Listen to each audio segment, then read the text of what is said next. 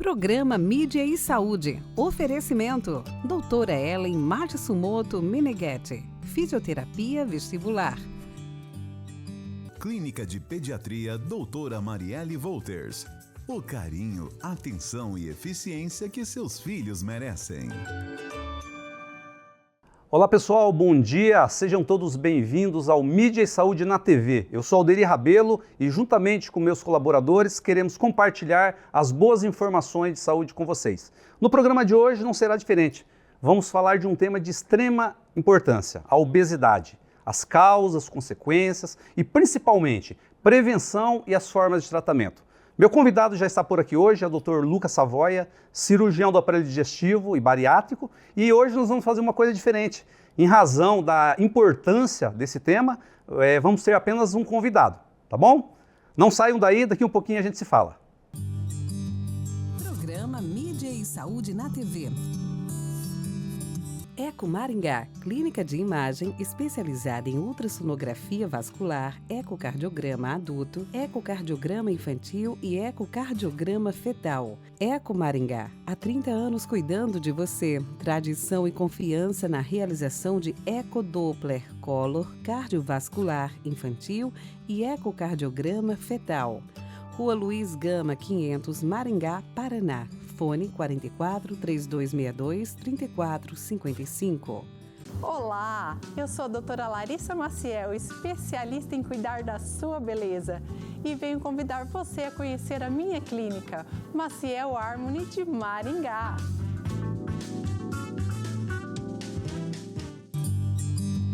Programa Mídia e Saúde na TV. Pessoal, já de volta aqui para o nosso primeiro bloco e vamos ver exatamente os tratamentos, como prevenir essa desordem que assola um grande número de pessoas, né? E o Dr. Lucas está aqui, nada melhor do que um especialista, um entendido no assunto, para falar sobre esse tema de grande importância. Dr. Lucas, um bom dia, quero te desejar as boas-vindas e dizer que é uma grande alegria, uma grande satisfação recebê-lo aqui pela primeira vez no Mídia e Saúde na TV. Bom dia, Alderi. Obrigado pelo convite. Algo que a gente tem falado há um certo tempo e casou de dar certo essa conversa e que a gente quer acrescentar aí e trazer mais informações aí para o teu programa, que já é muito bem visto pelo público, quer contribuir aí com você. O nosso objetivo, né, doutor, é exatamente isso, essa parceria com vocês, profissionais de saúde, contribuir para a qualidade de vida das pessoas, principalmente a prevenção, né, doutor, por meio de hábitos, comportamentos que podem ajudar a pessoa a viver melhor. E por falar nisso, doutor, a obesidade, dá para a gente pensar que desde quando existe a espécie humana, parece que ela já faz parte das pessoas, né? Mas uma impressão que dá também, doutor, que de um tempo para cá, parece que as pessoas obesas estão mais doentes, parece meio redundante, mas parece que estão tendo mais desordens, né? Junto com a obesidade, acabam atraindo outros problemas. Procede, doutor, essa impressão? Procede, Alderi. E o que a gente tem visto é um aumento da obesidade mesmo no mundo todo. Hoje todo mundo sabe que é uma pandemia e a gente vive uma pandemia de obesidade. Cada vez mais o número de pessoas que são acometidas pela obesidade no mundo todo e no Brasil não é diferente. É muito frequente essa doença na população. Doutor, num primeiro momento, quando se fala em obesidade, a ideia que vem é a questão estética. E claro que isso tem uma interferência e por trás disso existe um preconceito, estigma, uma série de questões do ponto de vista emocional. Mas não é só isso, né, doutor? Não é só a questão estética, né? É mais que notório, é mais constatado que junto com a obesidade existe uma gama de problemas aí que podem comprometer seriamente a saúde de uma pessoa. Para a gente, cirurgião do aparelho digestivo bariátrico, que trata, a gente olha muito além da questão estética. Sem dúvida, muitas pessoas procuram por esse lado, mas a obesidade gera outras doenças que vão atingir o corpo todo. E o preconceito ele é muito grande, porque a obesidade, recentemente é visto como doença. Por muito tempo, a obesidade não foi tratada como doença, e sim, algumas vezes, vista como desleixo ou uma situação assim de característica do indivíduo. E na verdade não, como qualquer outra doença, ela tem fatores genéticos, fatores sociais, psicológicos, então ela tem que ser tratada com muito respeito e a gente vê que a obesidade cada dia mais tem alcançado o ponto que ele está de doença, né? E isso se refere também a tratamentos também dela, né?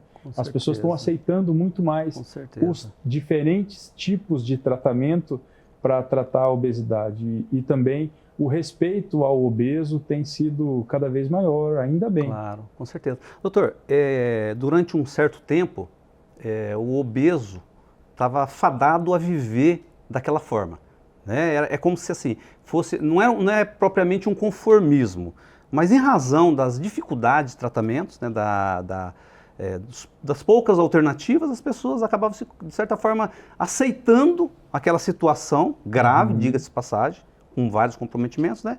Mas a realidade mudou muito, né, doutor? Hoje, se a gente for analisar o campo da medicina em todas as suas especialidades, inclusive na sua área, né?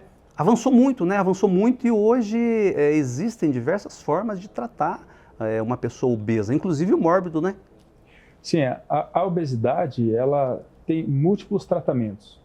E agora, recentemente, com essas canetas, né, análogos de GLP-1, esse assunto se tornou uma febre, né? Nos Estados Unidos, principalmente com o Ozempic Face. Então, isso foi uma coisa muito boa, porque chamou a atenção de pessoas que são obesas e não se viam como obesas e viram a possibilidade de tratamento. E quando a gente fala em obesidade mórbida, obesidades de níveis mais intensos, a cirurgia bariátrica, ela se firmou com muito respeito na área médica, e a própria população vê hoje a cirurgia bariátrica como uma realidade. Nem sempre foi assim. Ela já foi questionada, ela já foi tratada assim de maneira até com pouco respaldo, até visto como charlatanismo quando se falava em cirurgia bariátrica. Hoje não. Hoje a cirurgia bariátrica ela é sólida, ela é consistente, e porque ela é muito calcada em ciência, em estudos. Né? É respaldada, né? Respaldada. E aí, além da cirurgia bariátrica, a gente está vendo muitos avanços na parte da endoscopia bariátrica também, né? Então, isso tudo é um aporte para o tratamento do paciente bariátrico. E eu sou muito assim, gosto muito de integrar, de ser uma pessoa assim integrativa. Então eu gosto muito vou compartilhar uma visão com você, né? De assim, tem muito, é o remédio ou é a cirurgia, é o balão ou é a cirurgia. E eu acho que não é assim. Não pode ser contundente, não pode, taxativo. Eu vou te fazer uma analogia aqui para você. A pessoa tem um câncer gástrico. Quando ele tem um câncer gástrico, ele trata, às vezes ele faz quimio e radioterapia antes, ele opera, faz quimio e radioterapia depois. Ele faz tratamento com apoio psicológico, apoio nutricional, ou seja, multimodal o tratamento. O tratamento da obesidade, por que a gente quer que o tratamento da obesidade seja só com uma coisa? Tem que ser só com a cirurgia, Não, hoje o tratamento da obesidade ele tem que ser multimodal, ele tem que ser multidisciplinar. Então a gente tem cirurgia, a gente tem endoscopia, tem nutricionista, tem psicólogo, tem educador físico, né? Tudo isso, endocrinologista, nutrólogos, todas essas especialidades atuando em conjunto, em prol do paciente, vai levar ao melhor resultado. Então a gente tem que achar um caminho para fazer isso daí. E sem dúvida a cirurgia é o mecanismo mais forte, Alderir, para entregar um grande emagrecimento. É uma alternativa mais efetiva, né? Doutor, agora com relação a fatores, né? Você comentou a obesidade não se deve a um fator isolado, são diversas questões que podem levar uma pessoa à obesidade. O que você poderia citar entre essas questões aí, doutor, que levam uma pessoa a contrair, vamos dizer assim, a obesidade? O fator genético é muito importante. Pais e mães obesos, os filhos têm uma chance muito maior de obesidade, chega aos níveis aí de 80%. 80%? Pai obeso mórbido, mãe obeso mórbido, a chance do filho ser obeso mórbido é 80%. Ainda que ele cultive bons hábitos de vida, inclusive alimentar, exercícios. A obesidade ele não é uma situação isolada. A parte social, o meio que ele vive também tem muita influência, né? A questão psicológica, como que ele trata a sua ansiedade, como que ele faz essas tratativas psicológicas para evitar assim, o abuso alimentar, né? E tudo isso vai desencadear vários fatores, né? Genético, social, psicológico, o meio que ele vive, vai gerar ele ter uma chance maior de ter obesidade. E a nossa sociedade hoje em dia, ela é obesogênica. As pessoas que lutam para se manter no peso adequado hoje em dia. Diferente de antigamente, que a população era mais magra. Porque a gente tinha uma atividade física não programada muito maior, né? A pessoa, hoje tudo tem, elevador, escada rolante, celular, controle remoto, e agora, mais do que isso, hoje a gente tem sensores para tudo. Hoje a gente fala dos wearables, né? A pessoa usa a tecnologia para se comunicar, está no relógio, está no celular, então isso faz com que ele tenha uma atividade física não programada muito menor do que antes, e, consequentemente, um gasto calórico diário menor. E também a oferta de alimentos com maior densidade calórica. Dr. Lucas, porque se a lógica é se alimentar e dar uma contrapartida no aspecto do exercício físico, né? Porque quando a pessoa se alimenta, né, e ele queima aquela caloria, né, aqueles elementos contidos ali, né, então existe uma possibilidade menor, digamos assim, de levar à obesidade, né? Mas a vida, principalmente a vida moderna, né, tem esse agravante, né? O sedentarismo muito visível, somado aos alimentos que contribuem para a obesidade, né? É isso aí. Hoje, cada vez mais, a gente tem acesso a alimentos com alto teor de açúcar, principalmente, alto teor de gordura, alimentos multiprocessados, né? Aliado a um sedentarismo cada vez menor, uma atividade física não programada cada vez menor, e faz com que o gasto energético seja menor. Mas, Alderi, esse pensamento simplista ele não se aplica para o obeso mórbido, para o obeso mais grave, porque esse obeso ele gera mecanismos de perpetuação da obesidade dele. Então, é difícil para esse paciente quebrar esse ciclo. Ele precisa de uma ajuda, nesses pacientes com um índice de massa corpórea mais elevado. E a cirurgia ajuda muito nesse aspecto, né? É que a gente ouve muito, doutor, e você certamente na tua clínica você deve ser uma fala que faz parte do cotidiano. Pessoas que dizem assim, mas eu tenho força de vontade, eu evito isso, eu tento me exercitar, eu tenho força de vontade. Mas é dentro desse contexto, né? Chega uma situação, quando passa para a obesidade mórbida, já não trata-se mais de uma mera disposição de querer resolver o problema, né? Precisa de uma intervenção ele tem médica, dificuldade, né, de comer correto e de manter uma alimentação correta. Só que no consultório, a gente sempre tenta ser o mais honesto possível e mais receptivo com o paciente para a gente ter uma boa afinidade. E o paciente sabe a hora que ele está comendo errado. Então, quando ele começa, mas eu não como, eu falo, vamos aqui, a gente está aqui para ajudar. Se você não tivesse um problema de relação com a comida, você não estava aqui no nosso consultório de cirurgia bariátrica. Então, é muito frequente, e aí nesse momento ele se abre, ele entrega, ele sabe o momento que está comendo errado. E a cirurgia ajuda ele, inclusive nessa menor busca pelo alimento, sabe, dele. Claro. Então, ela ajuda ele nesse sentido de buscar menos alimento, de comer menos e já se sentir saciado, né?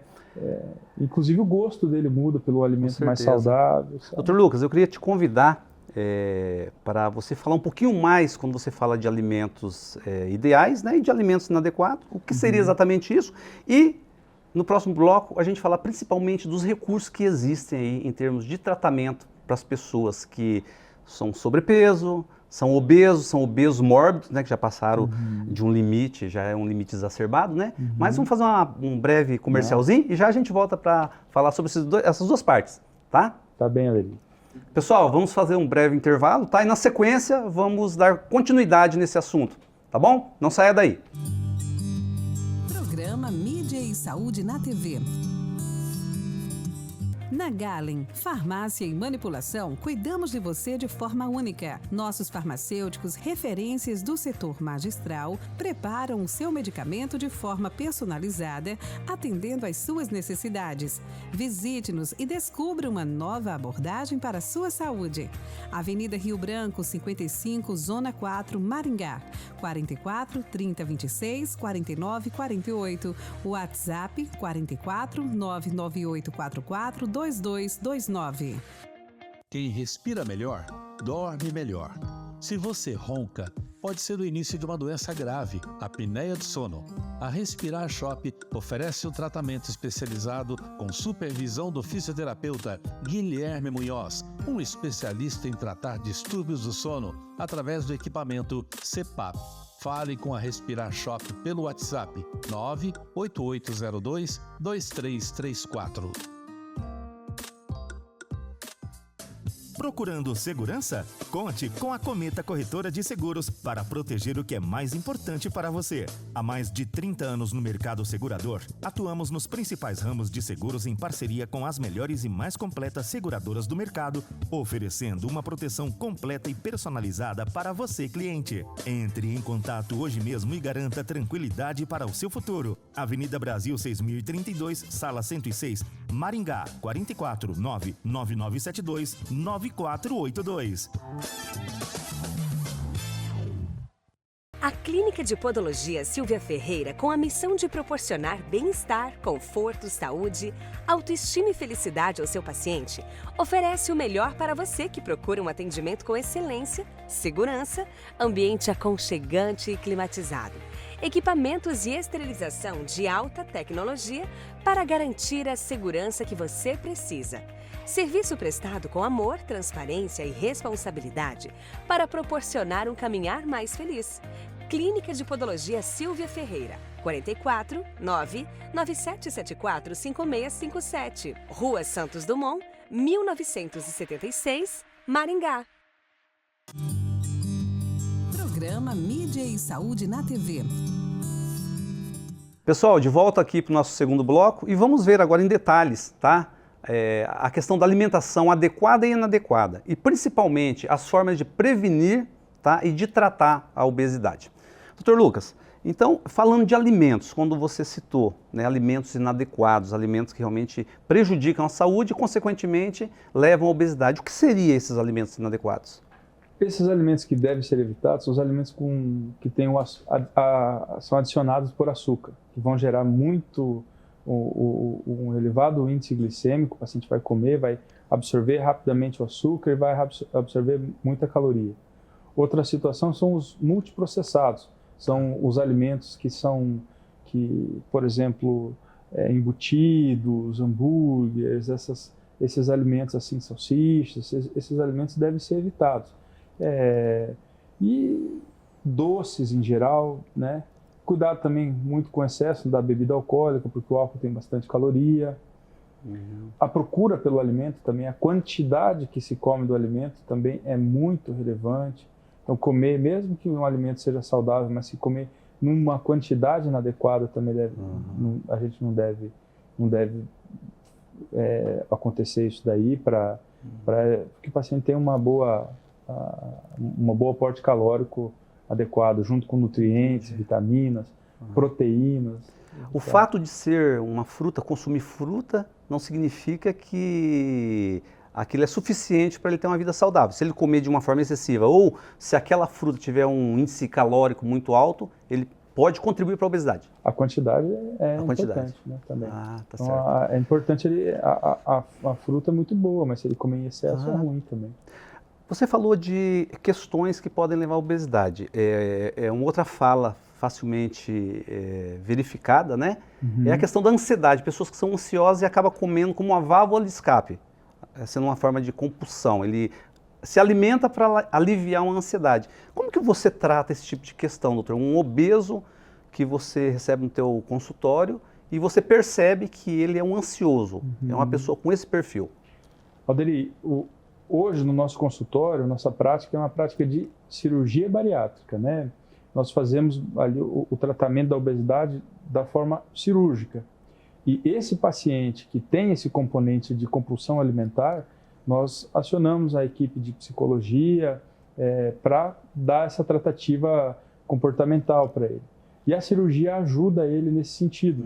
Se ele tem um padrão de comer em binge, que a gente fala que ele passa o dia inteiro comendo adequadamente, mas ele chega à noite e come em grande volume, a cirurgia bariátrica freia isso, sabe? Porque se ele comer em um grande volume, não vai caber no estômago dele.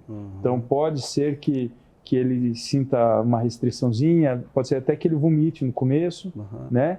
Depois ele aprende a comer e evita esses grandes volumes. O padrão beliscador, que é mais frequente em mulher, e daí quando ele belisca, muitas vezes ele também vai muito no docinho, né? Esse padrão beliscador é muito importante a gente detectar e orientar que ele não faça isso. Se ele não consegue fazer isso, existem alguns medicamentos que diminuem a ansiedade e existe também medicamentos para cada tipo de padrão alimentar, sabe? Entendi. Para compulsão, foi aprovado pelo FDA a lisdexanfetamina, que é um remédio super controlado, e já tem no Brasil, e que ajuda a tratar a compulsão alimentar em específico. Doutor, falando propriamente dos recursos que existem para tratar uma pessoa obesa, né? Porque em primeira instância, né, você vai comentar aí a questão medicamentosa, né? Mas os níveis vão subindo do problema e automaticamente você vai identificando os recursos. Quais são, doutor, os recursos que você utiliza na sua clínica para tratar a obesidade? Alderi, essa parte medicamento, o paciente que a gente trata já é aquele paciente que muitas vezes já falhou, inclusive com medicamento, que faz com o endocrinologista, tentou e falhou. Então a gente faz a endoscopia bariátrica para o paciente que está no sobrepeso, que está com o IMC de 27 e até obesidade grau 1, até o IMC de 35, a gente pode colocar o balão intragástrico, que vai ajudar ele a perder 20% do peso.